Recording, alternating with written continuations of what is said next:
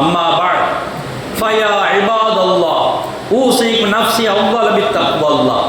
قال الله تعالى في القرآن العظيم في القرآن المجيد أعوذ بالله من الشيطان الرجيم بسم الله الرحمن الرحيم يا أيتها النفس المطمئنة ارجعي إلى ربك راضية مرضية فادخلي في عبادي وادخلي جنتي ربي اشرح لي صدري ويسر لي أمري واحلل عقدة من اللسان يفقهوا قولي ربي زدني علما وارزقني فهما.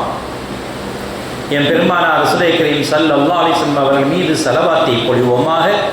அல்லாஹும்ம ஸல்லி அலா முஹம்மத் அல்லாஹும்ம ஸல்லி அலைஹி வஸல்லிம் அல்லாஹும்ம ஸல்லி அலா முஹம்மத் அல்லாஹும்ம ஸல்லி அலைஹி வஸல்லிம் அல்லாஹும்ம ஸல்லி அலா முஹம்மத் அல்லாஹும்ம ஸல்லி அலைஹி வஸல்லிம் அல்லாஹும்ம ஸல்லி அலா முஹம்மத் யா ரப்பி ஸல்லி அலைஹி வஸல்லிம். அன்னாதன் குடும்பத்தார்கள், தோழர்கள், இமாம்கள், பெரியோர்கள், நாதாக்கள், ஷேഖ்மார்கள், குறிப்பாக நம்மவர்கள் அனைவர்கள் மீதும் உலக மக்கள்கள் அனைவர்கள் மீதும் அல்லாஹ்வின் சாந்தியும் சமாதானமும் கருணையும் ஈடேற்றமும் என்றென்றும் இறங்கிக் கொண்டே இருக்கட்டுமாக. ஆமீன். அல்லாஹ்வின் நல்லடியார்களே, அருமை பெரியோர்களே, நாம் புனிதமான வெள்ளிக்கிழமை ஜும்மா தினத்திலும் மகான்களுடைய மாதத்திலும் அமர்ந்திருக்கின்றோம். அந்த அடிப்படையிலே மனிதர்கள் முற்கால வரலாறுகளை ஏன் அறிய வேண்டும், எதற்காக வேண்டிய ஒவ்வொரு நபிமார்களுடைய வாழ்க்கை வரலாறுகளை புரிந்து கொள்ள வேண்டும் என்று பார்க்கும் பொழுது மனிதர்கள் நேர்வழி அடைய வேண்டும் என்பதற்காக வேண்டியதுதான். திருக்குர்ஆனிலே ஆதம் அலைஹிஸ்ஸலாம் அவர்களை பற்றியும், நூஹ் அலைஹிஸ்ஸலாம் அவர்களை பற்றியும், இப்ராஹிம் அலைஹிஸ்ஸலாம் அவர்களை பற்றியும், தாவூத் அலைஹிஸ்ஸலாம் அவர்களை பற்றியும், மூசா அலைஹிஸ்ஸலாம் அவர்களை பற்றியும், சுலைமான் அலைஹிஸ்ஸலாம் அவர்களை பற்றியும், ஈசா அலைஹிஸ்ஸலாம் அவர்களை பற்றியும் நிறைய வரலாறுகளை ஏன் அல்லாஹ் தஆலா வழிநெடுக சொல்லிக்கொண்டே வருகின்றான் என்று பார்க்கும்பொழுது மனிதர்கள் எல்லாம் மனம் மாற வேண்டும், மனிதர்கள் எல்லாம் குணம் மாற வேண்டும், மனிதர்கள் நேர்வழி பெற வேண்டும் என்பதற்காக வேண்டிய தவிர வேறு எதற்குமே வீண் விரயத்துக்காக சொல்லிவிடவில்லை. சில மனிதர்களை அச்சம் ஊட்டி எச்சரிக்கை காட்டி அல்லாஹ் தஆலா நேர்வழிப்படுத்துகின்றான். சில மனிதர்களை நரகத்தை காட்டி பயமுறுத்தி நேர்வழி காட்டுகின்றான். சில மனதுகளை உவமைகளை காட்டி நேர்வழிப்படுத்துகின்றான். சில மனதுகளை சொர்க்கத்தை காட்டி நேர்வழி காட்டுகின்றான். சில மனதுகளை வரலாறை காட்டி நேர்வழிப்படுத்துகின்றான். சில மனதுகளை எச்சரிக்கையை காட்டி நேர்வழி காட்டுகின்றான். சில மனதுகளை அன்பை ஊட்டி நேர்வழி காட்டுகின்றான். சில மனதுகளை ரஹமத்தை காட்டி நேர்வழி காட்டுகின்றான். சில மனதுகளை இல்மை ஊட்டி நேர்வழி காட்டுகின்றான். சில மனிதர்களை அனைத்து சகல கராமத்துகளை காட்டி நேர்வழி காட்டுகின்றான். இது இறைவன் புறத்திலிருந்து ஒவ்வொரு மனிதனுக்கு எவ்வாறு நாம் திருத்திக் கொள்வது என்பதற்காக வேண்டி அவன் எடுத்த முடிவு. சாதாரண மனிதருக்கும் மகான்களுக்கும் உள்ள வித்தியாசம், அவன் எடுக்கின்ற ஒவ்வொரு காலகட்டத்திலும் முடிவும் விடிவும் இதுவாகத்தான் இருந்து கொண்டிருக்கின்றன. ஆகவே சாதாரணமாக நம்மை போன்ற மனிதர்களை நரகத்தை காட்டி, சொர்க்கத்தை காட்டி, வரலாறை காட்டி, எச்சரிக்கை காட்டி நல்வழிப்படுத்த அல்லாஹ் தஆலா தயாராக இருக்கின்றான். ஆனால் ரசூல்மார்கள், நபிமார்கள், மகான்கள், சுஹதாக்கள், சாலிஹீன்களை அல்லாஹ் தஆலா தன்னுடைய ரஹமத்தை ஊட்டுகின்றான், தன்னுடைய இல்மை புகட்டுகின்றான், மேன்மைப்படுத்துகின்றான், அன்பை காட்டுகின்றான், ரஹமத்தை ஊட்டுகின்றான், இல்மை புகட்டுகின்றான், மேன்மைப்படுத்துகின்றான். இது அவன் எடுத்த முடிவு. இந்த படிப்படி வழியாகத்தான் மகான்கள் எல்லாம் வழிபாடுகளாக வந்துதிக்கின்றார்கள். நபிமார்கள் நின்று விட்டார்கள். பெருமானார் ரசூலை கரீம் ஸல்லல்லாஹு அவர்களோடு முத்திரையிடப்பட்டாவிட்டார்கள். அந்த பிறவுடைய காலத்தில் கியாமத் நாள் வரையும் ஒவ்வொரு காலகட்டத்திலும் ஒவ்வொரு மகான்கள் உரிப்பார்கள் நல்வழிப்படுத்துவதற்காக. அவர்கள் வாழ்க்கை வரலாறு நம் நேர்வழியைத்தான் காட்டுமே தவிர நம்முடைய ஈமானை பங்கப்படுத்தி விடாது. ஈமானை வளர்க்கும் அவருடைய வாழ்க்கை வரலாறை புரட்டி பார்க்கும் பொழுது நம்முடைய ஈமானை வளர்த்து கொண்டே இருக்கின்றது என்று சொல்லி காட்டுகின்றார்கள். அந்த மகான்களில் சிறப்பு வாய்ந்தவர்கள் தான் குத்துபுல் அக்தா அகமது கபீர் ரிஃபாயி ரலியல்லாஹு தஆலா அவர்கள். அவருடைய கந்தூரியைத்தான் இந்த மாதத்தில் அவருடைய தினமாக கொண்டாடி கொண்டிருக்கின்றோம். மகான்கள் கூறுவார்கள், மனிதர்களை பற்றி கூறுவார்கள், மனிதரிடம் நீங்கள் உறவாடிக்கொண்டே இருக்காதீர்கள், மனிதர்களும் உறவாடிக்கொண்டே இருக்காதீர்கள், அவர்கள் நரகத்தில் கொண்டு சேர்த்து விடுவார்கள் என்று சொல்வார்கள். எப்படி? மனிதர்கள் உறவாடினால் நல்லதையா பேசுவார்கள்? பொய்யாக, புறமாக, கோளாக, பசாதாக, நயவஞ்சமாக, இப்படியாக பார்வை கெட்டதாக, எண்ணம் கெட்டதாக உருமாறிக்கொண்டே செல்வார்கள் மனிதர்கள். 5 நிமிஷம் பேசி பாருங்க, உட்கார்ந்து 2 பேரும் 5 நிமிஷம் பேசி பாருங்க. இந்த பார்த்தியா அவரை அப்படின்னு ஆரம்பிப்போம், இந்த பார்த்தியா இவரை இப்படி ஆரம்பிப்போம், இந்த பார்த்தியா இவரட்டு ஒவ்வொருவரையும் பார்த்து வேற என்ன பேச வழி இருக்கு? ஆகவே தான் மகான்கள் சொன்னார்கள், மனிதர்களோடு உறவாடாதீர்கள், மகான்களில் உறவாடுங்கள், இறைவனோடு உறவாடுங்கள் என்று சொல்லிக்கார். இறைவனோடு உறவாடுங்கள், அதுதான் உங்களை சொர்க்கத்துக்கு கொண்டு செல்லும் என்று சொல்லி காட்டினார். மனிதர்களோடு மனிதராக உறவாடினால் நீங்கள் பொய்யாக உறவாடுவீர்கள், புறமாக உறவாடுவீர்கள், கோளாக உறவாடுவீர்கள், பசாதாக உறவாடுவீர்கள், நயவஞ்சகமாக உறவாடுவீர்கள், கெட்ட எண்ணத்தோடு உறவாடுவீர்கள், கெட்ட நினைப்போடு உறவாடுவீர்கள். இதெல்லாம் நன்மையை சேர்க்குமா தீமையை சேர்க்குமா? நாம் சிந்திச்சு பார்ப்போம். எங்கனாலும் ஒரு கடற்கரையில் 2 பேர் உட்காருவோம், எங்கனாலும் உட்காருவோம், தனி இடத்துல 2 பேர் உட்காருவோம், என்ன நடக்கும்? ஹதீஸை பேசுவோமா? குர்ஆனை எடுத்து ஏம்புவோமா? இன்னைக்கு எத்தனை வக்து தொழுதோம் என்று பேசுவோமா? எத்தனை குர்ஆன் முடித்தோம் என்று பேசுவோமா? எத்தனை திக்ர் செய்தோம் என்று பேசுவோமா? நிச்சயமா இல்லை. என் குடும்பத்தில் எப்படிப்பா அப்படிப்பா, உன் குடும்பத்தில் எப்படிப்பா, இந்த மாதிரி எந்த மாதிரி, இந்த எல்லா மாதிரியும் உருமாறி கெட்ட செயலாக நிலை மாறி நரகத்துக்கு விட்டு செல்லக்கூடிய பேச்சாகத்தான் அங்கே உறவாடி கொண்டிருக்கும். ஆகவே தான் மகான்கள் ஒரே வார்த்தையில் நம்மை பார்த்து சொல்கின்றார்கள், மனிதர்களோடு மனிதராக உறவாடி கொண்டே இருக்காதீர்கள். அந்த உறவாடல் உங்கள் மனதை மாற்றிவிடும் என்று சொல்லி காட்டினார். பெருமானார் ரசூலை கரீம் ஸல்லல்லாஹு அலைஹி அவர்கள் காலையில் எழுந்து மாலை இரவு தூங்குகின்ற நேரத்தில் வரை இறைவனோடு உறவாடுவார்கள். எப்படி? காலையில் எழுந்தவுடனே துஆ செய்வார்கள், யா அல்லாஹ் இந்த காலை பொழுதை சிறப்பாக.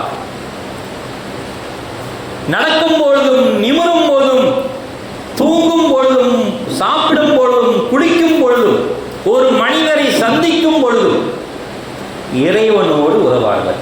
ஒரு மனிதரை சந்திக்கும் போது அஸ்ஸலாமு அலைக்கும், அது அல்லாஹ்வோட உறவாடு தான். அஸ்ஸலாமு அலைக்கும் ரஹ்மத்துல்லாஹி வ பரக்காத்துஹு, அல்லாஹ்வுடைய பேரும் திருநாமம் எல்லாம் வந்துடுது. உங்கள் மீது அல்லாஹ்வின் சாந்தியும் சமாதானமும் என்னென்றும் இறங்கிக் கொண்டே இருக்கட்டுமாக என்று சொல்வது அல்லாஹ்வோடு உறவாடுவது, அல்லாஹ்வின் துஆ, அல்லாஹ்வின் நினைப்பது.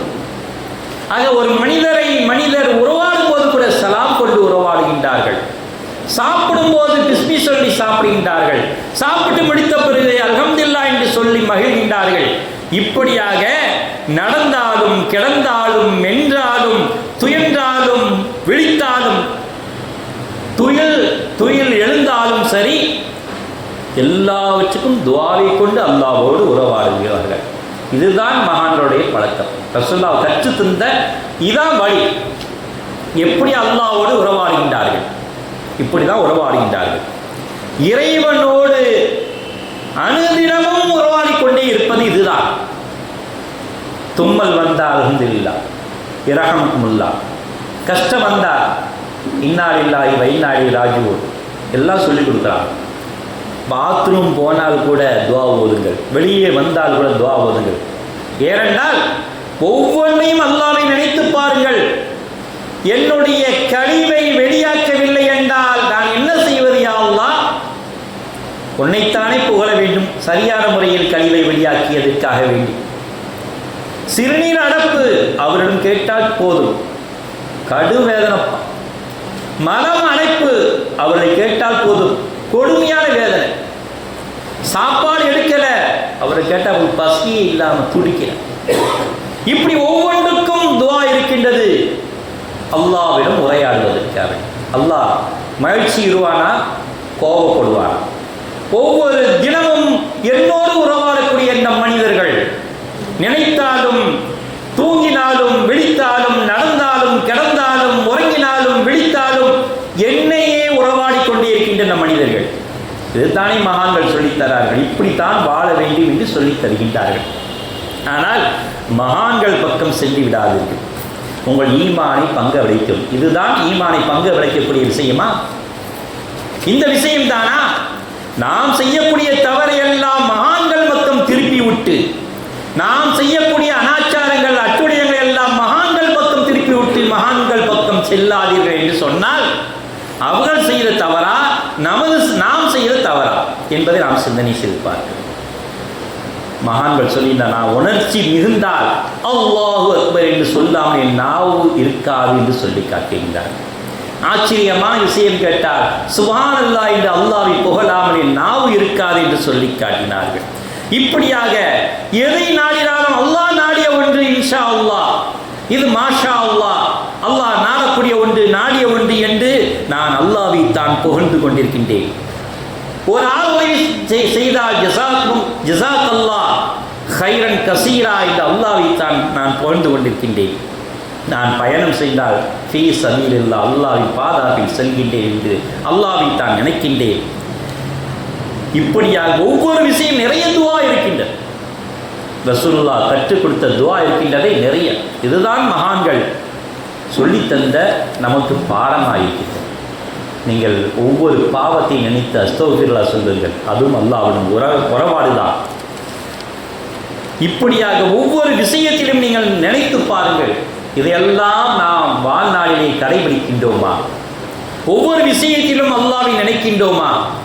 சாப்பாடு நினைத்தால் பசி இருந்தால் 10 பறந்துவிடும், நாம் சாப்பிட்டு விடுவோம், எல்லாருக்கும் இயல்புதான். ஆனால் கொஞ்சம் பசி அடங்கின பிறகு யோசிக்கவும், பிஸ்மி சொல்ல மறந்துட்டோமே, பிஸ்மில்லாஹி வ அவ்வலு வ ஆஹிருஹு என்று துவாவையும் கற்றுக் கொடுத்திருக்கின்றார். நீங்கள் பிஸ்மி சொல்லவில்லை என்றால் இந்த துவாயை ஓதிக்கொள்ளுங்கள். பெருமானார் ரசூலை கரீம் ஸல்லல்லாஹு அலைஹி வஸல்லம் கற்றுக் கொடுத்த துவா.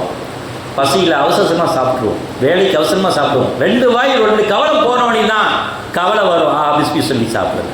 முன்னால் ஒருத்தர் சாப்பிட்டுக்கிட்டு இருக்கான், சைத்தான் பிஸ்மி சொல்லாமல் சாப்பிட்டால் முன்னால் ஒருத்தர், நமக்கு முன்னால் ஒருத்தர் உழப்பிக்கிட்டு இருக்கான், அசிங்க பிடிச்ச கையால் உழப்பிக் கொண்டு இருக்கின்றான்.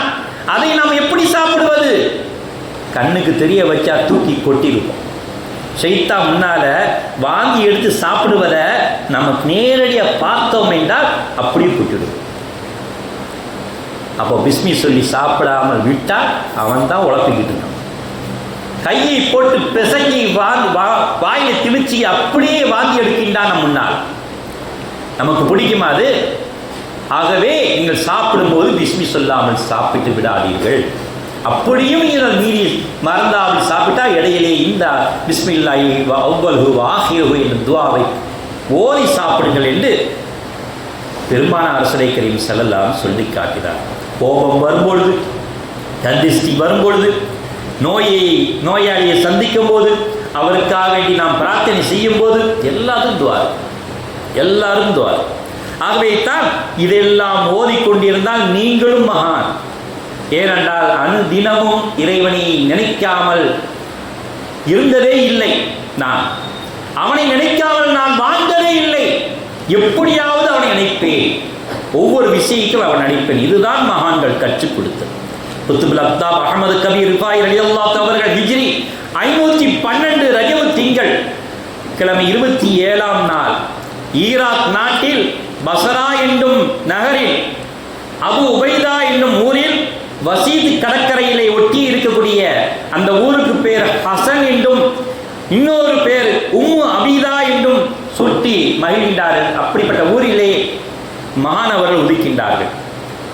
7 வயதிலே குர்ஆனை மனப்பாடம் பண்ணி விட்டார்கள்.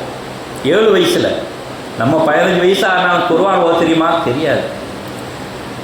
15 வயசு 18 வயசு ஆனாலும் கடை ஓதுவீங்களாங்க? ஏதோ ஓதுவேன், திக்கி திணறியாச்சு ஓதுவேன், பிச்சு பிடுங்கி ஓதுவேன். அது என்ன அர்த்தம் தெரியாது. ஓதும் போது தவறு இழைத்தாலும் எனக்கு ஒன்றும் விளங்காது. அஜத்தை போய் தஜ்வீது முறைப்படி ஓதுவோமே என்பது தெரியாது. ஹலக்கல்லாஹு என்று ஓதுவத இடத்துல ஹலக்கல்லாஹு ஓதிட்ட, அல்லாஹ் சிறைச்சான், அல்லாஹ் படைத்தான் என்று சொல்வதற்கு பதிலாக ஹலக்கல்லாஹு, அல்லாஹ் சிறைத்து விட்டான். ஹலக்கல்லாஹு ஓதிவிட்ட, ஹலக்கல்லாஹு ஓதுவதற்கு பதிலாக ஹலக்கல்லாஹு ஓதிவிட்ட, அல்லாஹ் ஹலாக்காக்கி விட்டான் என்று தவறா ஓதிவிட்ட. எவ்வளவு பெரிய அர்த்தங்கள் மாறும். ஒரு விஷயம்தான் ஹலக்க ஹலக்க ஹலக்க. இந்த விஷயங்கள் எப்படியெல்லாம் மாறிக்கொண்டே இருக்கின்றது. நாம் அசாத்தமாக ஓதுறோம். ஓத குர்ஆன் நம்ம பார்த்து சொல்லுது, என்ன தப்பா ஓதுறியப்பா, அப்படியே ஆகட்டுவே, நான் துவா செஞ்சேன், உன்னுடைய நிலைமை என்ன? குர்ஆன் நம்மை பார்த்து கேட்கின்றது, நீ இப்படி தவறா ஓதுறிய, திருத்த மாட்டியா? நான் அப்படியே ஆகட்டும் என்று சொல்லிக்கொண்டே இருந்தால் உன்னுடைய நிலைமை என்ன என்று குர்ஆன் நம்மை பார்த்து கேட்கின்றது. இதெல்லாம் எங்கே செல்வது? கற்றறிந்தவர்கள், மகான்கள், ஆலிம்கள், தெளிவடைந்தவர்கள், உன்னதமானவர்கள், இவரிடம் முன்னால் இன்று ஓதி காட்டுவதுதான் சால சிறந்ததா இருக்கின்றது என்று வல்லுநர்கள் சொல்லி காட்டுகின்றார்கள். ஆக ஆரிஃப் நாயகம் 7 வயசிலே குர்ஆனை முடித்து விட்டார்கள். குர்ஆன் ஓதி முடித்தவர் 7 வயசிலே தன்னுடைய தந்தையும் இழந்து விட்டார்கள். தன் தந்தை அஸ்ஸையது அபுல் ஹசன் அலி ரிஃபாய் அவர்களையும் இழந்து விடுகின்றார்கள். இருந்தாலும் கல்வி ஞானம் அவரை விட்டு விலகவில்லை.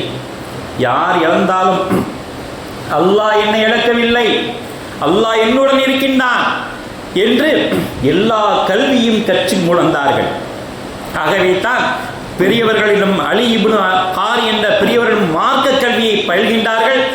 ஸரியத்து, தரிக்கத்து, ஹக்கீக்கத்து, மஅரிஃபத்து கல்வியை கற்று அபுல் அலைமைன் என்ற பட்டப்பெயரிலும் பெற்று மகிழ்கின்றார்கள் என்றால் எவ்வளவு உன்னதமாக படிப்பிலையும் இல்மிலையும் இறை ஞானத்திலும் மஅரிஃபாவிலையும் இறைவனோடு உறவாடுவதிலும் அவர்கள் எவ்வளவு முன்னோடியாக இருக்கின்றார்கள் என்று நாம் சிந்தனை செய்து பார்க்கிறோம்.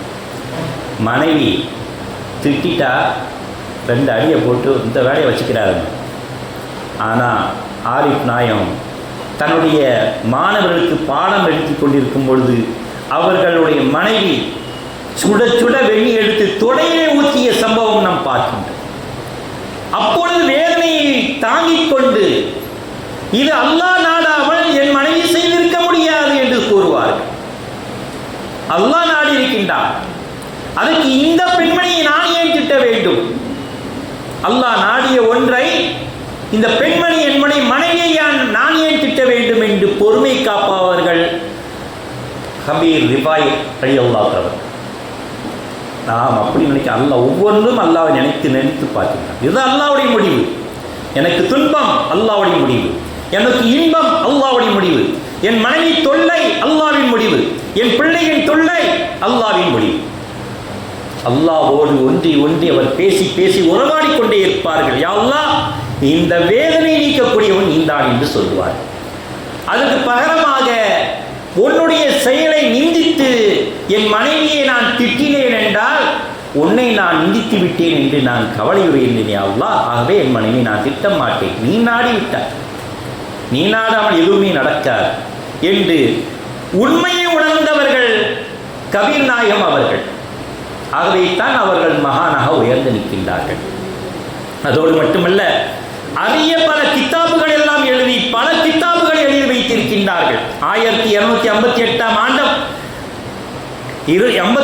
ஆண்டிலே நடந்த தாத்தாரியா, அதாவது செங்கிஸ்கான் படையெடுப்பில் அந்த கித்தாபுகள் எல்லாம் இந்த ஆற்றிலிருந்து மறு ஆறு கடப்பதற்காக வேண்டி, பயங்கரமான பெரிய ஆறு நைல் நதி, அந்த ஆற்றிலே அத்தனை கித்தாபுகளையும் பாலமாக போடும் அளவுக்கு அவர்கள் எழுதி வைத்த கித்தாப் தண்ணீரிலே கரைந்து அந்த கித்தாபிலே அவர்கள் எழுதிய எழுத்துக்கெல்லாம் கருப்பு மையாக ஆறு ஓடிக்கொண்டே இருக்கின்றது. வரலாற்று ஆசிரியர் சொல்லி காட்டினார்கள், இன்றைய தினம் இஸ்லாமியருடைய கருப்பு தினம். இந்த ஆறு எப்படி கருப்பாக ஓடுகின்றதோ, மையை கரைத்து கொண்டு கருப்பா ஓடுகின்றதோ அப்படிப்பட்ட கருப்பு தினம் என்று வர்ணித்து காட்டியிருக்கின்றார்கள் என்றால் அவர்கள் கித்தாபை எல்லாம் அழித்து விட்டார்கள். தாத்தாரியர்கள், செங்கிஸ்கான், மங்கோலியர்கள், மங்கோலிய தலைவன் செங்கிஸ்கான் அவன் படையெடுப்பில் இந்த கித்தாபுகள் எல்லாம் அழிக்கப்பட்டுவிட்டது. இல்லை என்றால் அவருடைய இல்மு இந்த உலகம் அழும் வரை நமக்கு கிடைத்திருக்கும். அப்பேற்பட்ட இல்முதாரியாக வழங்கியிருக்கின்றார்கள். இதை இமாம் அபு இஸ்ஹாக் அல் ஷிராசி ரலியல்லாஹு தஆலா அவர்கள் இந்த விஷயத்தை குறிப்பிட்டு காட்டியிருக்கின்றார்கள். முஹையிதீன் அப்துல் காதர் ஜெயிலானி ரலியல்லாஹு தஆலா அவர்கள் தவம் செய்த இடத்திலே இவர்களும் தவம் செய்தார்கள். காலை இரவு நேரத்தில் ஒழு செய்வார்கள், இசா தொழுவார்கள், விடிய விடிய இறைவனையே வணங்குவார்கள். அதே நிலைமையில் சுபூஹ் கூட தொழுதிருக்கின்றார். எந்த அளவுக்கு உடைய இபாதத்தில் முன்னணியாக இருக்கின்றார்கள் என்பதை நாம் சிந்திப்பார்கள். கடுகு இருந்தாலும் சரி அவன் அல்லாமல் எனக்கு அசையார். என் விரல் அசைத்தாலும் சரி, என் உடம்பிலே என்ன நேர்ந்தாலும் சரி, எல்லாமே அவன் செய்யும். ஒரு மகான் சொல்லி காட்டினார்கள், என் கால் எல்லாம் எறும்பு கடித்து விட்டது, உன் பாவங்கள் எல்லாம் போய்விட்டது என்று சொன்னார். நம்முடைய பாவங்கள் போக்க இறைவன் எறும்பை கூட கடிக்க வைக்கின்றான் என்று சொல்லி காட்டினார்கள். நல்ல கடி, என்னுடைய பாவம் போகட்டும் என்று எறும்புக்கு கூட உற்சாகப்படுத்துகின்றார். என் உடம்பிலே நன்றாக கடித்துக்கொள், என்னுடைய பாவங்கள் உதிர்ந்து விடட்டும் என்று சொல்லி காட்டினார்கள் என்றால் எந்த அளவுக்கு மகான்கள் இறைவனோடு ஒன்றி இணைந்திருக்கின்றார்கள் என்பதை நாம் நினைத்து பார்க்கணும். அவர்கள் விஷயத்தில் 3 விஷயத்தை தன்னுடைய அடியார்களுக்கு சொல்லி காட்டினார்கள். எதனையும் பிறரிடம் கையேந்தாதீர்கள், தானாக வருவதை தட்டிவிடாதீர்கள், நாளைக்கு எதையும் சேர்த்து வைத்து விடாதீர்கள். இந்த 3 விஷயத்தை செய்தால் அல்லாஹ்வுக்கு உங்களுக்கும் நெருக்கமாகிவிட்டான். பிறரிடம் கையேந்தினால் அல்லாஹ் தான் கொடுக்கின்றான் என்ற மனது போய்விட்டது. யாராச்சும் கொடுத்துருவாங்க என்ற எண்ணம் உங்களுக்கு வரக்கூடாது என்று ஆரிஃப் நாயம் அழகான மொழி சொல்லி காட்டினார். இன்னைக்கு பொழுது எப்படி கழிக்கிறது? யார்கிட்டையும் கையேந்திரலாமா, இந்த அவர்கிட்ட பிடிக்கலாம், எல்லாம் செஞ்சிடலாம், அப்படி எண்ணம் வரக்கூடாது என்பதற்காக யாரிடம் கையேந்தாதீர்கள், அல்லாஹ்விடம் கையேந்துங்கள். வருவதை தட்டாதீர்கள், ஏனென்றால் அது அல்லாஹ்வின் புறத்திலிருந்து வந்தது. ஒரு மனிதர் கொடுக்கின்றார், வேண்டாம் தட்டாதீர்கள், இது அல்லாஹ் புறத்தில் வந்தது என்று ஏற்றுக்கொள்ளுங்கள். 3வது, நாளைக்கென எதிர்பார்க்காதீர்கள், சேர்த்து வைக்காதீர்கள். நீங்கள் அல்லாஹ்வை மறந்து விட்டீர்கள். நாளை என்பது அல்லாஹ் கொடுப்பான் என்ற நம்பிக்கை இழந்து விட்டீர்கள். ஆகவே நாளை என்பதுக்காக சேர்த்து வைக்காதீர்கள். இந்த 3 விஷயத்தையும் நீங்கள் கடைபிடித்தீர்கள் என்றால் அல்லாஹ்வோடு நீங்கள் இணக்கமாய்விட்டீர்கள் என்று சொல்லி காட்டியிருக்கின்றார்கள் அஹ்மது கபீர் ரிஃபாயி ரலியல்லாஹு தஆலா. அருமை பெரியவர்களே, அவர்கள் சம்பவம் நீண்ட சம்பவமாக இருக்கின்றது. ஆகவே தான் அல்லாஹ் தஆலா சொல்லி காட்டினான், ஒவ்வொரு விஷயத்திலும் என் மகான்களை நான் ஏற்றுக்கொண்டவன், என் மகானுடைய செயல்களை எல்லாம் நான் பொருந்தி கொண்டவன் என்று சொல்லி காட்டுகின்றான். அதோடு மட்டுமில்லை, யா அய்யுத்துன் நஃப்ஸுல் முத்மஇன்ன துர்ஜிஇ இலா ரப்பிக ராதியத்தம் மர்தியா ஃபதுகுலி ஃபீ இபாதி ஃபதுகுலி ஜன்னத். அவன் அந்த நாளிலே நல்லடியார்களை பற்றி கூறி காட்டினான், உங்களுடைய ஆத்மா சாந்தி அடையட்டும், சாந்தி அடைந்த ஆத்மாவை வருக வருக என்று அழைக்கின்றான். நீங்கள் உங்களுடைய இறைவன்பால் திருப்தி அடைந்தவர்களாக வாருங்கள் என்று அல்லாஹ் தஆலா அந்த ஆயத்திலே சொல்லி காட்டி, இப்படிப்பட்ட ஆத்மா திருப்தி அடைந்த ஆத்மாவாகத்தான் மகான்கள் இருக்கின்றார்கள். அப்படிப்பட்ட நாம் திருப்தி அடைந்த ஆன்மாவாக, திருப்தி அடைந்த உள்ளமாக அல்லாஹ்விடம் சென்றடைய வல்ல ரஹ்மான் நமக்கு அருள் புரிவானாக. யா அல்லாஹ், எங்களுடைய உள்ளத்தை நீ உன்பக்கமாய் திருப்புவாயாக. எந்த தேவையும் உன்னை தவிர யாரிடம் கையேந்த வைத்து விடாதே அல்லாஹ். நீ யாரை கொண்டு உதவி செய்ய வைக்கின்றாயோ அந்த நபரை கொண்டு எங்களுக்கு உதவி செய்ய வைப்பாயாக. நீ யாரை கொண்டு எங்களுக்கு எல்லா நலவடங்களையும் செய்ய நாடுகின்றாயோ அந்த நலவடங்களையும் அவர்களை வைத்துக் கொண்டு நீ செய்வாயாக. யா அல்லாஹ், உன் புறத்திலிருந்து வரக்கூடிய அருளை நாங்கள் கேட்கின்றோம். யா அல்லாஹ், எங்களுக்கு தந்தருள்வாயாக. வாஹிர் அல்ஹம்துலில்லாஹி ரப்பில் ஆலமீன். பாரக்கல்லாஹு லனா.